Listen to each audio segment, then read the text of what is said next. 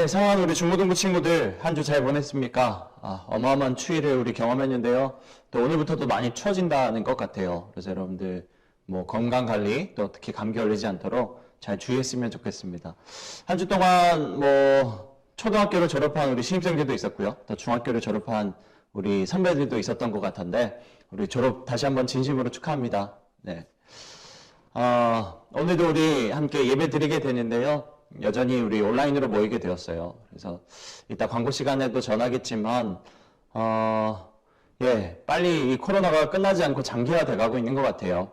그래서 우리가 1월 달까지는 일단, 이 온라인 예배를 좀 계속해야 될 것 같습니다. 여러분들 힘들지만 또 잘 집중하기 어렵지만, 이 예배 가운데도 여전히 함께 하시는 하나님, 또 우리 예배를 보고 계시는 하나님, 또 예배를 통해서 우리에게 말씀해 주시길 원하시는 그 하나님 앞에 여러분들 좀 집중했으면 좋겠어요. 그래서 오늘 11시까지 40명이 모이면 우리 첫 주에 좀 간식으로 풍성하게 시작하자라고 목사님이 공약을 걸었는데요. 예배 시작하기 전에 여러분들 미리 모여서 미리 모이는 건 아니겠군요. 미리 준비된 마음으로 이제 핸드폰이든 TV 앞에 앉아서 좀 마음을 하나님 앞에 드리는 기도를 드렸으면 좋겠어요. 하나님, 오늘도 온라인으로 하나님 앞에 예배 드리게 되는데 이 예배 가운데 하나님께서 제 마음을 좀 주관해 주시라고, 다른 것에 내 마음을 빼앗기지 않고 온라인이지만 좀 더 어렵지만 하나님 앞에 집중하는 것이 힘들지만 그 시간 가운데 하나님께서 더욱더 하나님을 알아갈 수 있는 복, 하나님을 경험할 수 있는 은혜를 주시라고 여러분 마음 가운데 좀 기도하고 이 예배 자리 가운데 이 시간에 참여했으면 좋겠다라는 마음을 가집니다. 그래서 적어도 한 10시 한 30분 전에는 일어나야겠죠, 여러분들. 그 전에는 침대에서 좀 일어나서 좀 씻고 경건한 마음으로 하나님 앞에 선다라는 마음으로 여러분 준비한 시간 됐으면 좋겠습니다. 더 길어지면 잔소리가 될 것 같고요. 예, 오늘 우리에게 허락하신 이 사도신경 믿음의 고백으로 또 오늘 예배 시작하도록 하겠습니다. 함께 앞에 있는 자막들 보면서 여러분들 또박또박 우리 마음을 담아 읽었으면 좋겠습니다. 나는 전능하신 아버지 하나님 천지의 창조주를 믿습니다. 나는 그의 유일하신 아들 우리 주 예수 그리스도를 믿습니다. 그는 성령으로 잉태되어 동정녀 마리아에게서 나시고 본디오 빌라도에게 고난을 받아 십자가에 못 박혀 죽으시고 장사된 지 사흘 만에 죽은 자 가운데서 다시 살아나셨으며 하늘에 오르시어 전능하신 아버지 하나님 우편에 앉아 계시다가 거기로부터 살아있는 자와 죽은 자를 심판하러 오십니다. 나는 성령을 믿으며 거룩한 공교회와 성도의 교제와 죄를 용서받는 것과 몸의 부활과 영생을 믿습니다. 아멘. 예, 이 시간에는 우리를 대표해서 임영원 선생님, 집사님께서 함께 기도해 주시겠습니다. 여러분 자리 가운데서 눈을 감고 또 하나님 앞에 기도한다는 그 마음을 가지고 같이 선생님의 기도 소리에 귀 기울여서 함께 기도했으면 좋겠습니다. 기도하겠습니다. 사랑의 하나님, 주일을 맞이하여서 이렇게 비대면으로라도 예배드리게 하심을 참으로 감사를 드립니다. 하나님, 저희가 모여서 예배드리는 것이 참 그립고 생각이 나지만 하나님, 이렇게라도 예배드릴 수 있게 하심을 참으로 감사를 드립니다. 아버지 하나님, 저희가 비대면으로 예배드리면서 주님 앞에 집중하지 못하고 참 나태한 모습으로 예배드리고 있지는 않는지 하나님, 저희를 뒤돌아보게 하시고 정말 오늘부터라도 이 비대면으로 예배드리는 예배에 더욱 하나님께 집중하며 예배드릴 수 있도록 하나님께서 도와주시옵소서. 하나님, 이 시간 기도드립니다. 새롭게 올라온 우리 중1 학생들을 위해서 기도합니다. 아직까지 초등부에서 올라와서 얼굴도 보지 못하고 이렇게 몇 주째 비대면으로만 예배드리는 우리 학생들 함께하여 주셔서 하나님, 우리 중등부 시절을 하나님 정말 신앙 가운데 잘 성장할 수 있도록 하나님께서 우리 중1 학생들을 돌보아 주시옵소서. 하나님, 특히 또 새롭게 올해부터 섬기는 선생님들이 있습니다. 하나님, 그 선생님들에게도 함께 하셔서 우리 중고등부 학생들을 잘 양육할 수 있는 선생님들 될 수 있도록 모든 여건들을 하나님 함께하여 주시옵소서. 하나님, 이번 주부터 이제 우리 중학생, 고등학생들이 방학에 들어갔습니다. 하나님, 비대면이라서 하나님 집에 있는 시간들이 참 많고 또 방학을 하여서 더 많은 시간들이 있지만 하나님, 그 방학, 겨울방학 동안 더 하나님께 집중할 수 있게 하시고 또 학업에도 더 열심을 낼 수 있도록 하나님께서 도와주시고 함께하여 주시옵소서. 특히 코로나로 참 많이 힘든 가운데 있사오니 우리 학생들 하나님 건강을 주님께서 책임져 주시고 하나님 방학 기간 동안 더욱더 하나님 앞에 매달리는 친구들 될 수 있도록 주께서 도와주시옵소서. 아버지 하나님, 오늘도 목사님께서 말씀을 전하실 텐데 하나님, 우리가 그 말씀을 잘 새겨들을 수 있도록 주께서 도와주시옵소서. 우리가 그 말씀을 잘 듣고 은혜 받아서 또 다른 사람들에게 이 은혜들을 하나님 정말 흘려보내는 친구들 될 수 있도록 주께서 도와주시옵소서. 하나님, 모든 순서 가운데 하나님께서 함께하여 주실 줄 믿사옵고 감사드리며 예수님 이름으로 기도드렸습니다. 아멘. 오늘 말씀 같이 우리 보도록 할 텐데요. 제목은 익숙함이 만드는 어리석음이다 라고 정해봤습니다. 우리 마가복음 6장 1절에서 6절까지의 말씀, 우리 앞에 있는 자막들 여러분들 잘 보며 따라왔으면 좋겠습니다. 눈으로만 읽는 게 아니라 머리로 읽고 마음으로 읽는 시간 되길 바라요. 예, 1절입니다. 예수께서 거기를 떠나 고향으로 가셨습니다. 제자들도 예수님을 따라갔습니다. 안식일이 되자 예수님께서 회당에서 가르치기 시작하셨습니다. 많은 사람들이 예수님의 말씀을 듣고 놀라하며 말했습니다. 이 사람이 어디서 이런 것을 얻었을까? 이 사람에게 있는 지혜는 어떤 것인가? 이 사람이 손으로 일으키는 기적은 어떤 것인가? 그는 목수가 아니냐? 그는 마리아의 아들이고 야고보, 요새, 유다, 그리고 시몬의 형이 아니냐? 그의 누이들도 우리와 함께 있지 아니하냐? 그러면서 사람들은 예수님을 배척했습니다. 예수님께서 그들에게 예언자가 고향과 친척과 자기 집을 제외하면 어느 곳에서나 존경을 받는다라고 말씀하셨습니다. 예수님께서는 몇 명의 환자에게 손을 얹어 고쳐주셨을 뿐 많은 기적을 일으킬 수 없었습니다. 예수님께서는 그들이 믿지 않음에 놀라셨습니다. 그 후 예수님께서 마을을 두루 다니시며 가르치셨습니다. 아멘. 먼저 사과의 말씀을 먼저 전해야겠네요. 우리 지난주 예배 드리는 게 너무 힘들었죠, 여러분. 목사님도 너무너무 힘들었어요. 너무너무 당혹스러웠어요. 이게 빨리 바로 전달이 돼야 되는데 자꾸 버퍼링이 걸려서 전혀 어떻게 메시지를 전달할 수 있는 그런 환경이 아닌 것 같더라고요. 그래서 부랴부랴 다시 영상을 실시간이 아니라 올리게 되었고, 또 올린 링크를 여러분들에게 전달하느라 좀 시간이 많이 변경이 되고 미뤄졌는데, 그래도 여러분들 많이 그 링크에 다시 들어와서 그 예배에 참여했죠? 예, 한 줄 알아요. 네, 감사합니다. 오늘은 그런 일이 없도록 조금의 조치를 취하긴 했는데 없기를 바랍니다. 네, 여러분들 코로나 때문에 집에만 많이 있어요, 그렇죠? 그래서 목사님도 그 운동하던 것도 지금 못하게 되는 일이 있어가지고 수영을 좀 했었거든요. 몇 달 수영을 했는데 좀 살이 조금씩 이제 빠져가던 그 중에 이제 다시 코로나 때문에 중단했어요. 그래서 다시 쪄가고 있더라고요. 네, 여러분들 살이 물이 오르더라도 여러분들 이해해 주길 바랍니다. 네. 여러분들 방학도 했는데 또 코로나 때문에 추운 날씨 때문에 아마 집에만 있을 것 같은데 너무 집에만 있는 시간들이 많아지진 않았으면 좋겠어요. 가끔 밖에 나와서 공기도 좀 쐬고 할 일 없이 그냥 좀 밖에도 좀 돌아다녀 보고 평소에 가보지도 않았던 그런 곳들 한번 마스크 잘 하고 겠죠. 좀 기웃기웃 거려보는 시간들 그것도 좀 의미 있는 시간이지 않을까 우선 그렇게 생각이 됩니다. 어쨌건 시작된 그 방학을 좀 여러분들 규칙적으로 생활하면 좋겠다 하는 희망을 여러분들에게 좀 걸어봅니다. 우리가 마가복음 말씀 계속 보고 있는데요. 지난주 들었던 말씀 여러분들 기억하고 있을까요? 예수님께 한 아저씨가 와서 엎드렸습니다. 한 아저씨. 뭐 하는 사람이었죠? 그 사람의 직업이 무엇이었을까요? 지난주 실패한 퀴즈 여러분들에게 다시 한번 오늘 기회를 빌어서 다시 한번 냅니다. 지난주 예수님 앞에 와서 넙죽 엎드렸던 그 아저씨 직업이 뭘까요? 아저씨가 어떤 사람이었을까요? 댓글로 적어주세요. 뭐 하시는 분이셨죠? 이 아저씨 어떤 사람이었죠? 제 어린 딸이 죽어가고 있습니다. 제발 오셔서 그 아이에게 손을 얹어 주십시오. 그러면 건강해지고 살아날 것입니다. 라고 했던 이 아저씨 바로 그 직업이 회당장이었습니다. 기억납니까?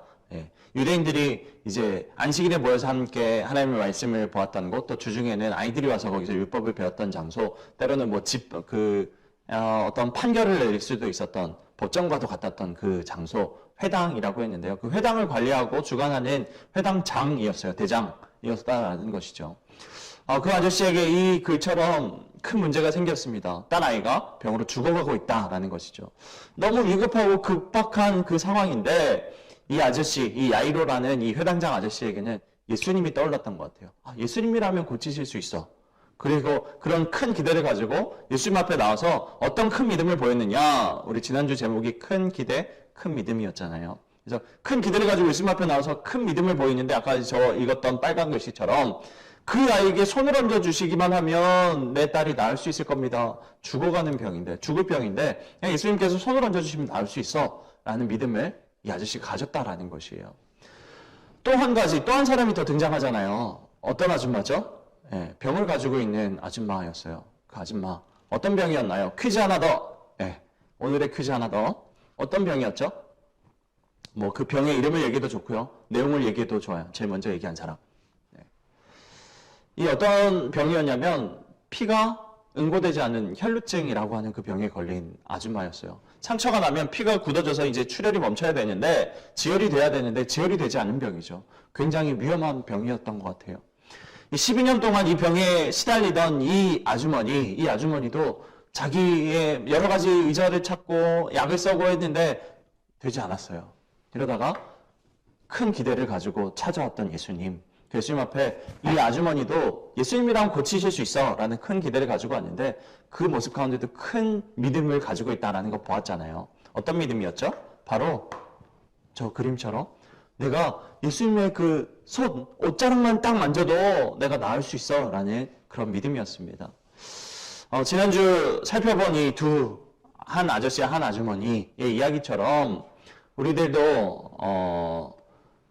큰 기대를 가지고 또 큰 믿음을 가지고 예수님을 바라보는 2021년이 되었으면 좋겠다라는 그런 생각을 했었습니다. 여러분 속에서도 일하시는 그 하나님, 지금 이 시대에도 나 함께 해주신 그 하나님 앞에 여러분의 마음과 생각들이 좀 열려있는 2021년, 그래서 하나님이 어떤 분인가, 예수님의 그 능력이 어떤 것인가 좀 체험해 볼 수 있는 2021년이 되기를 바랍니다. 오늘도 이 마가복음의 말씀을 이어서 듣게 되는데요. 오늘 말씀에서는 예수님께서 이제 가버나움, 아까 이 회당에 있었던 이 가버나움에서 다른 장소로 옮기세요. 다른 장소가 어디냐? 여러분들 예수님의 고향 하면 어딜까요? 오늘 세 번째 퀴즈까지 나옵니다. 세 번째 퀴즈.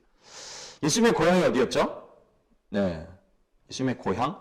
사실 우리가 고향이라고 하면은 태어난 곳을 고향이다라고 얘기를 하잖아요. 저 말구 위에 누이셨던 예수님. 그것처럼 예수님의 고향 하면 바로 예수님의 고향은 다윗의 고향인 저 베들레헴 아닙니까? 그렇게들 얘기해요.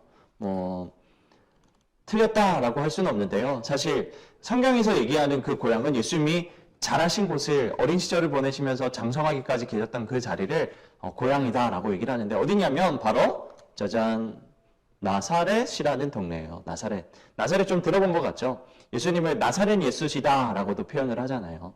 그래서 나사렛이 어떤 곳인가 하면 목사님 사진을 가지고 왔어요. 나사렛. 지금 나사렛의 모습입니다. 생각보다 크지 않은 도시예요. 지금도 인구가 한 7, 8만 명 정도 되는 도시다라고 얘기를 하는데 대구 인구가 한 250만 명이잖아요. 거기에 비하면 7, 8만 명 정도면 뭐 한 작은 읍 단위의 어떤 그런 도시. 그리고 저렇게 옹밀조밀 모여있기 때문에 그렇게 규모도 그렇게 크지 않아요. 작은 마을이었어요. 지금 7, 8만 명이 산다는데 사실 예수님의 당시에는 고고학자들이 밝혀내기로는 약 한 400명만 살았다라고 하는 정말 작은 도시였거든요. 400명이라고 하면은 가구로 치면 한 몇 가구 될까요? 한 100가구? 한 가족이 한 5명이라고 치면은 한 100가구 조금 안 되는 수치잖아요. 그것처럼 굉장히 작은 어떤 시골 마을이었는데 이 마을에 예수님이 살고 자라나셨습니다. 저기 그림 옆에 있는 뾰족한 원통처럼 생긴 그 건물이 하나 있잖아요. 거기가 무엇이냐면 바로 그림처럼 마리아에게 천사 가브리엘이 나타나서 당신이 아이를 낳을 것입니다. 성령으로 잉태하여 아이를 낳을 것입니다. 라고 좀 어려운 말로 수태고지다 라고 얘기를 해요. 아이를 가질 것을 알려주셨다라는 의미인데 이 수태고지를 받았던 자리야 라고 기념하면서 세웠던 그 성당이 저 뾰족한 원통, 저 수태고지 성당입니다. 목사님 좋은 기회가 있어서 한번 가봤었어요. 신대원을 다니던 시절에 교수님들이랑 한번 같이 갈 수 있는 기회가 있었는데 짠 가면은 저 성당 복도에 막 이런 그림들이 막 있거든요. 어떤 그림이냐면 바로 각 나라마다 뭐 그중에 몇 개를 가져오자면 각 나라마다 성모 마리아 그리고 예수님을 그린 그림들이 벽에 쫙쫙쫙쫙 하나하나씩 걸려 있습니다. 여기 뭐 바티칸도 있고요, 스페인도 있고요, 인도네시아, 차이나, 싱가포르, 뭐 여기도 스페인인가요? 우리 자랑스러운 코리아, 예, 그리스도 있네요. 네. 이것처럼 자기 나라의 옷을 문화를 포함한 그 성모 마리아 그림을 이렇게 벽에 쫙 다 전시하고 있는데 한번 나중에 여러분들 코로나가 끝나고 또 여러분들이 나중에 자라서 기회가 되면 2000년 전에 이 땅에 오셨던 예수님이 그 활동하셨던 그 자리들, 장소들, 그 행적들을 따라가 보는 것, 성지순례 여행도 참 큰 의미가 있었던 것 같아요. 예, 여러분들에게도 한번 추천해주고자 합니다. 예, 아무튼 예수님의 고향과도 같던 이 출신지, 이 나사렛, 이 마을에 예수님께서 오늘 찾아가시는데요. 예수님께서 제자들과 나사렛에 도착하셔서 이번에도 여전히 회당에 가서 예수님께서 말씀을 전하십니다. 예수님의 말씀을 전하시는데 대부분 사람들의 반응이 무엇인가 이렇게 나옵니다. 2절 말씀에 많은 사람들이 예수님의 말씀을 듣고 놀라워하며 라고 말하고 있어요.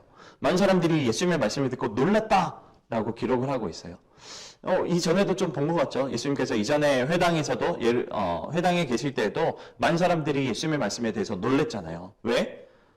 이전에 맨날 회당에서 전하던 그런 사람들, 율법학자들, 서기관들과는 좀 다른 뭔가 더 권위 있는 말씀을 전하시는 것 같아요. 왜 그럴 수 있을까? 성경을 기록하시는, 하나님의 율법을 기록하시는 하나님의 말씀을 하나님의 아들이신 어떻게 보면 저자 직강처럼 가르쳐 주시니까 더욱더 선명하게 들릴 수밖에 없었을 것 같아요. 그런데 이 나사렛 사람들이 놀랐던 이유는 조금 그 전에 회당 사람들과는 달랐던 것 같습니다. 왜 이 사람들이 놀랐느냐? 이어지는 말에 뭐라고 하냐면 이 사람이 어디서 이런 것을 얻었을까? 이 사람에게는 있는 지혜 어떤 것인가? 이 사람이 손으로 일으킨 기적 어떤 것인가? 놀라긴 놀랐지만 이 나사렛 사람들 아까도 얘기했잖아요. 예수님 당시에는 한 400명밖에 살지 않았던 집이에요. 가구를 해봤자 한 100가구밖에 되지 않아요. 주변 다 물어물어 알만한 사람들이에요. 같은 또래에 자랐다면 더더욱이 알 수밖에 없는 그 마을에 학교가 하나밖에 없지 않았을까요? 그것처럼. 예, 전교생 다 할 수 있는 그 학교처럼 예수? 내가 알고 있는데? 그 이어진 말에 뭐라고 하냐면요. 야, 얘 그 목수의 아들, 그 목수 아니야. 그는 마리아의 아들이고 야고보, 요새, 유다 그리고 시몬의 형 아니야. 그 너희들도 우리의 아내가 된 사람들도 있고 이렇게 다 친한데 뭐지? 라고 놀래고 있다라는 것이에요. 여러분 사실 마가복음에서 예수님이 누구신지 여러 번 우리에게 반복해서 말해주고 있었습니다. 여러분도 기억이 나는가 모르겠는데 목사님이 몇 구절 뽑아왔어요. 마가복음 1장 2절에 하나님의 아들 예수 그리스도의 복음의 시작이라 라고 얘기를 하죠. 예. 이 마가복음에 어떻게 보면 제일 주제 타이틀이 되고 있는 말씀이 저 말씀이었어요. 그리고 3장 11절에도 더러운 귀신들도 어느 때든지 예수를 보면 그 앞에 엎드려 부르짖어 이르되 당신은 하나님의 아들이시니다 라고 얘기를 하고요. 우리 지난주 봤던 것처럼 거라사에 미쳤던 그 귀신들이었던 군대 귀신들이었던 그 사람도 예수님 앞에 나와서 지극히 높으신 하나님의 아들 예수여 라고 고백을 하잖아요.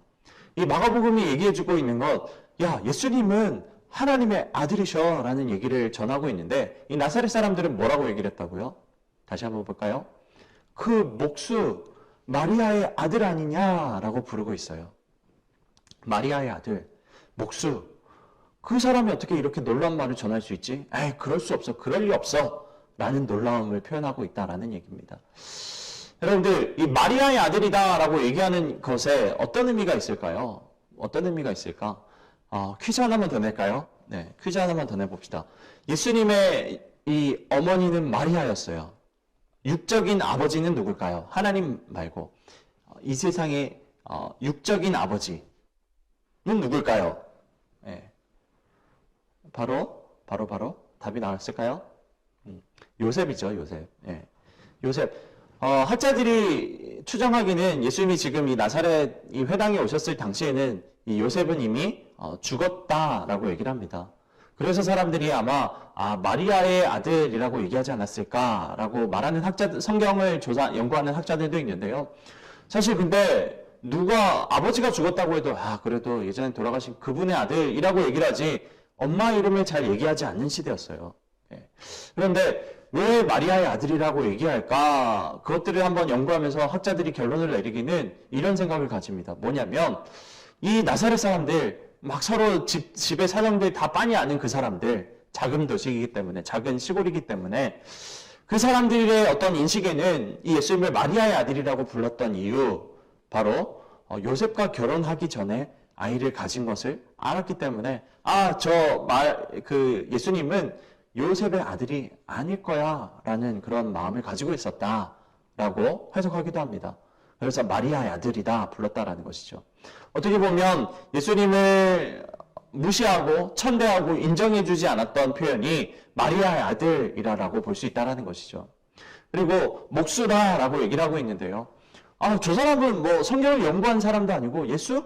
야, 어릴 때부터 아빠 따라서 그냥 망치질하고 뭐 돌을 깨고 건축을 지었던, 그 건축을 했던 기술자, 그냥 노동자, 그런 인간이야. 그 사람이 뭐 말한 게 뭐가 그렇게 대단하다고. 이 나사렛 사람들이 가졌던 예수님에 대한 그런 선입견, 선지식들이 지금의 예수님이 누구신지 못 보게 만들어버립니다. 무슨 말인지 알까요? 이 성경은 많은 사람들은 저 대단하신 하나님이 보내신 선지자, 그리고 더 크게는 하나님의 아들이신, 지난번에 봤던 것처럼 파도와 이런 풍랑도 잔잔케 하시는 하나님의 아들, 예수님이라고 얘기를 볼 수 있는데, 이 나사렛 사람들은 어릴 때부터 코 찔찔 흘릴 때부터 함께 자라고 알았던 그 예수, 그 사람이 어떻게 하나님의 아들일 수 있어? 말도 안 돼. 라고 생각하고 있다라는 것이죠. 그 선입견이 머리에 팍 박혀 있기 때문에 하나님의 말씀을 전하고 하나님의 놀라운 기적을 행하는 그 소문을 이미 다 들었음에도 이 사람들은 그냥 마리아의 아들, 그 사생아 같은 아이, 그 예수님을 그렇게만 평가하고 인정하지 않았다라는 것이에요. 마치 여러분들 이런 그 명대사 알고 있나요? 느그 서장이랑 내가 어저께도 와 이것처럼 내가 다 알고 내가 다 아는 사이다 라는 이 선지식이 예수님을 보지 못하게 만들었다라는 것이에요. 예전에 여러분 선배들에게는 한번 했던 이야기이기도 한데요. 목사님이 대학교 시절, 벌써 너무 오래된 것 같은데, 대학교 시절에 동아리에서 매주 기차역에 나가서 이렇게 노방전도를 했던 일들이 있었습니다.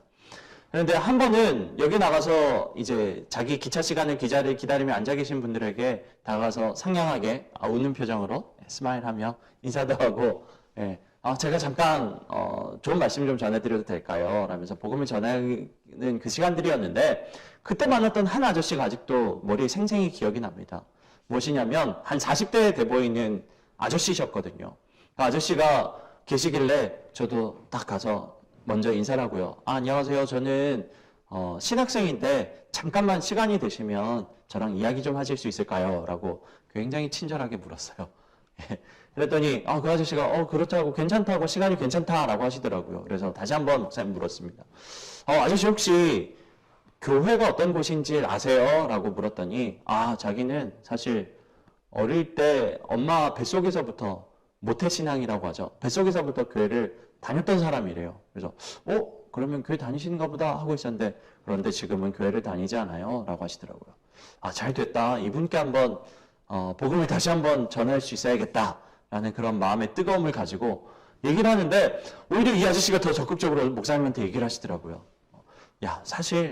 사실 내가 모태신앙이라 성경도 몇 번이나 읽고 그랬었거든. 그런데 성경에 수많은 기적들이 있는 거 내가 알고 있는데 난 성경이 거짓말이라는 것도 알고 있어 라고 하시더라고요. 그래서 왜 수많은 기적 중에 왜 거짓말이 있다라고 생각을 하세요? 그랬더니 그 수많은 기적들 중에 내가 믿을 수 없는 게 딱 한 가지 있는데, 바로 성모 마리아가 처녀로서 아이를 낳았다라는 그것은 절대 믿을 수 없어 라고 하시더라고요. 그래서 제가 진짜 궁금해서 다시 한번 물었어요. 성경에 더 신기한 기적들도 많잖아요. 죽은 사람이 일어나는 일들도 있고요. 멀쩡했던 바다가 막 밑바닥을 드러내면서 갈라지는 그런 일들도 있는데 왜 하필 그것만 믿지 못하세요? 라고 물었더니 아저씨가 살짝 미소를 지으면서 얘기를 하시더라고요. 사실 내가 산부인과 의사야. 내가 그 이야기 들으면서, 목사님이 그 얘기를 들으면서 머리에 꽉 맞는 것 같았어요. 내가 산부인과 의사야. 내가 잘 아는 그 분야이기 때문에 도저히 그 이야기들 믿을 수 없어. 라고 얘기를 하시더라고요. 그 아저씨랑 조금 더 이야기를 했지만 이 아저씨의 마음은 굉장히 굳게 닫혀 있었습니다. 자기가 아는 것, 또 자기가 배운 것, 자기가 조금 가졌던 그 지식들이 그것이 예수님을 믿지 못하게 만드는, 예수님을 바로 알아가지 못하게 만드는 장애가 되고 있다라는 것이었어요. 이 나사렛 사람들도 마찬가지죠. 사랑하는 여러분, 우리들은 어떨까요? 이 나사렛 사람들처럼 또 방금 생각해본 산부인과 의사 아저씨처럼 우리가 배운 것, 또 우리가 아는 지식들이 예수님을 바로 보지 못하게, 바로 믿지 못하게 만들고 있지는 않을까요? 지난 학기 우리 제자반 수업을 통해서 창조론과 진화론에 대해서 조금 배웠었습니다. 그래서 우리가 생각하는 창조론, 또 우리가 잘못 생각하고 있었던 창조론, 또 우리가 완전히 잘못 믿고만 있었던 진화론에 대해서 조금 우리 생각을 깨는 시간들을 가졌는데요. 많은 친구들이 사실 중고등부가 되어서 과학 시간이나 또 특별히 세상에서 상식이다라고 얘기하고 있는 이 진화론 때문에 교회에 대해서 의심하기 시작하고요. 교회에서 배웠던 그 성경이 그냥 뭐 신화 같은 이야기였네 라며 믿는 것을 포기해버리는 친구들이 많이 생겨가더라고요. 내가 알게 된 그 조그만 지식들이 오히려 이 모든 지식들을 만드신 그 하나님을 제한해버리는, 또 믿지 못하게 만드는, 어리석게 부인하게 만드는 경우들이 있더라라는 것입니다. 마치 내가 어린 소년 예수, 마리아의 아들 예수를 알기에 지금 내 눈앞에서 말하고 있는 하나님의 말을 전한다라고 있는 너일지라도 너는 하나님의 아들일 수 없어 라고 생각했던 그 어리석은 나사렛 사람의 모습과 같다라는 것이죠.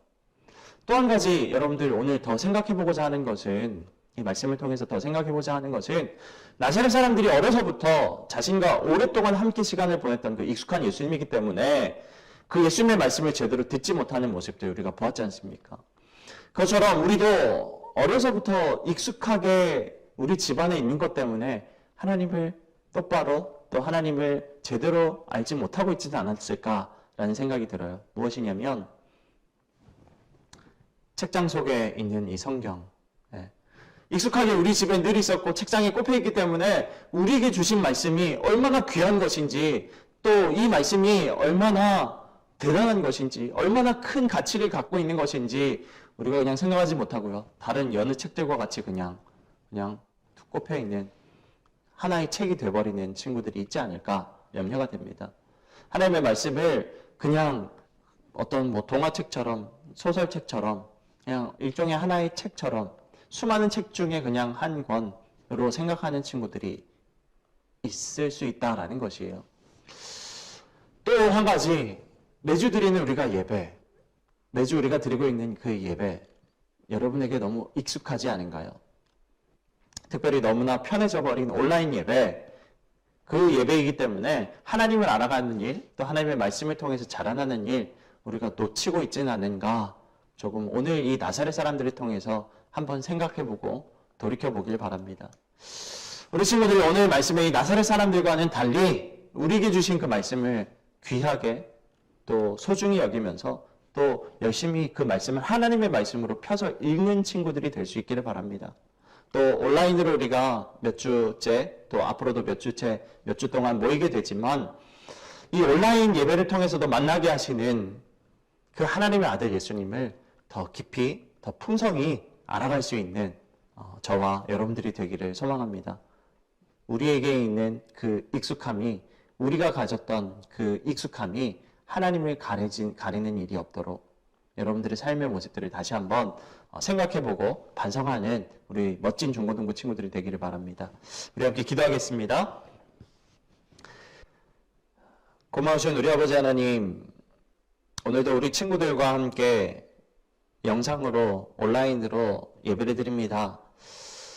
하나님, 벌써 너무나 오랜 기간 우리가 함께 보지 못하고 또 함께 예배당에 나와서 예배 드리지 못하고 있습니다.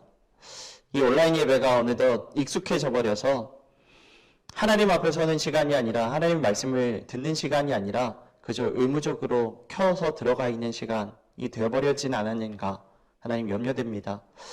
하나님, 오늘 말씀을 통하여서 나사렛 사람들에게 익숙한 그 예수님이시기에 그들이 예수님을 발견하지 못하고 하나님의 아들로 인정하지 못했던 그 어리석은 모습들 우리가 생각해 보았습니다. 우리도 우리에게 어느덧 익숙해져 버린 예배, 특별히 너무나 편하게 드려지고 있는 이 온라인 예배이기 때문에 오히려 그 하나님을 보지 못하고 하나님 앞에 더 서지 못하고 그냥 우리 인간적인 생각으로 이 자리 가운데 참여하고 있지는 않은가 염려됩니다. 하나님 우리 친구들의 마음들 주장하여 주셔서 그 익숙함들을 깨어내고 매일매일 매주 하나님 앞에 새롭게 설 수 있는 예배 되게 하여 주시고 각자의 자리에서 편하게 드리고 있는 이 온라인 예배지만 그 시간들 또한 하나님 앞에 바로 설 수 있는, 더 가까이 설 수 있는 이 시간들이 될 수 있도록 함께 하여 주시옵소서. 아버지 하나님, 또 어느 없기는 하나님 우리에게 허락하여 주신 너무나 귀한 말씀들 우리가 너무나 가볍게 여기며 그 하나님의 말씀의 가치들을 우리가 모르고 살아가고 있지는 않은가 염려됩니다. 우리 친구들의 마음 가운데 하나님의 말씀에 대한 사모하는 마음들 더하여 주셔서 각자의 자리에서 공부하기 전에 또 하루를 시작하기 전에 그 말씀을 펴서 읽어볼 수 있는 그 말씀을 통하여서 하나님이 누구신가 알아가며 우리 삶 가운데 하나님 원하시는 그 삶이 무엇인가 깨달을 수 있는 기쁨 또한 허락하여 주시옵소서. 하나님 우리 친구들 방학생활들 가지고 있습니다. 이 방학생활들 그냥 보내는 시간들이 아니라 잘 쉴 수 있도록 하나님께서 지혜를 주시고 잘 쉬는 가운데서도 더 많은 것들, 더 풍성한 것들을 하나님 안에서 배울 수 있는 귀한 기회로 삼을 수 있는 지혜 또한 허락하여 주시옵소서. 하나님 여전히 끝나지 않고 또 온라인으로 드리는 예배가 또 이 코로나로 인한 사회적 거리두기가 더 연장되어져 가고 있습니다. 또 특별히 힘들어하실 우리 부모님들 또 우리 선생님들의 생업들 또한 하나님께서 주장하여 주셔서 어려움이 없으시도록 또 하나님께서 채워주시도록 하나님 도와주시고 역사하여 주시옵소서. 우리의 마음들을 여전히 멀리 떨어져 있지만 하나님께서 우리 마음들 하나로 엮어주셔서 서로를 더욱더 기어갈 수 있는 우리 중고등부 공동체 되어지게 하여 주시고 서로를 위하여서 기도해 볼 수 있는 우리 친구들 다 되게 하여 주시옵소서. 이번 한 주도 하나님 안에서 함께 연합할 수 있는 우리 중고등부 되어지기를 소망하며 이 모든 말씀 살아계신 예수님의 이름으로 기도드립니다. 아멘. 우리 주 예수 그리스도의 은혜와 하나님 아버지의 사랑과 성령의 교통하심이 우리에게 있는 익숙함으로 하나님을 알아보지 못하게 했던 그 어리석음들 이제 다시 한번 내려놓고 하나님의 말씀을 펴기 원하는 또 익숙한 예배를 깨트리고 하나님 앞에 진정을 다하는 그 예배로 하나님을 알아가기 원하는 이 자리 가운데 있는 모든 친구들의 머리 위에 영원토록 함께 있을지어다. 아멘. 오늘 예배도 마쳤습니다. 몇 가지 광고 전하고자 하는데요. 여러분들 처음에 저도 얘기했듯이 이 중고등부는 온라인 예배가 31일까지 1월 31일까지 좀 연장이 되었습니다. 그래서 빨리 여러분들 보고 싶고 특별히 우리 신입생들 좀 얼굴을 익히며 좀 친해지길 원했는데 조금만 더 기다려야 할 것 같습니다. 우리가 기도한 대로 오늘 말씀 본 대로 온라인 예배지만 여러분들 우리에게 있는 그 익숙함들 게으름들을 좀 깨트리고 이 예배 가운데 집중해 줄 수 있는 친구들이 되길 바랍니다. 예, 지난주에 이벤트 열었는데 아직 밴드에 너무 적은 친구들이 참여해 줬더라고요. 그래서 또 어떤 친구들은 야 그거 신입생들만 하는 거 아니에요? 라고도 얘기를 하던데 아니에요. 선배들도 다 해주세요. 해주는 친구들에게 선물이 있습니다. 그래서 오늘 온라인 예배 마치고 바로 접속해 주세요. 가렸는데 오늘까지 작성하는 친구들에게 목사님이 문상이었죠? 문상 보내주도록 하겠습니다. 예, 이번 주 생일자 있습니다. 이번 주 월요일 날 우리 은성이 생일이고요. 또 20일 날 우리 세연이 생일입니다. 예, 생일 축하합니다. 목사님이 여러분 찾아가도록 할게요. 오늘은 예배 마치고 우리 은성이 찾아가도록 하겠습니다. 네.